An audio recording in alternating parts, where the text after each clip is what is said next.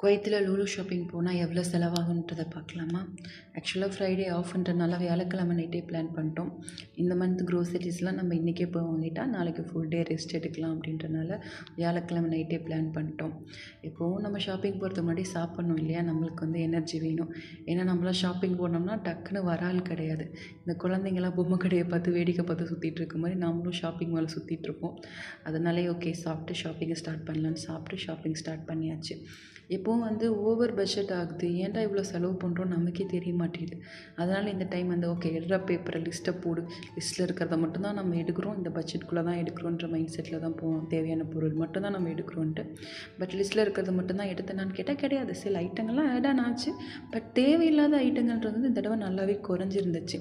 Example இந்த biscuits, chocolates இதெல்லாம் வந்து ஏன் எடுக்கிறோன்னே தெரியாது. ப்ரெட்ஸ் எல்லாம் எடுத்திருப்போம், ஸ்நாக்ஸ் ஓவராக எடுப்போம். இந்த டைம் அதெல்லாம் கண்ட்ரோல் பண்ணிட்டு கொஞ்சம் ஹெல்த்தியாக fruits, vegetables, curd, cooking items இந்த மாதிரி மட்டும் ஃபோக்கஸ் பண்ணி எடுத்தோம். ஏன்னா இங்கே நமக்கு ஹெல்த்தி ஆப்ஷன் ரொம்ப கம்மி. எதுவும் நமக்கு இங்கே ஃப்ரெஷ்ஷாக கிடைக்காதுன்றனால நாம் தான் கொஞ்சம் ஹெல்த்தியாக இருந்துக்கணும். ஏன்னா இங்கே நமக்கு மீட்லேருந்து எல்லாமே வந்து நமக்கு கொஞ்சம் ஃப்ரோசன் ஐஸ் ஐட்டம்ஸ் இந்த மாதிரி தான் கிடைக்கும். ஃப்ரெஷ்ஷுன்றது நமக்கு ரொம்ப கம்மி.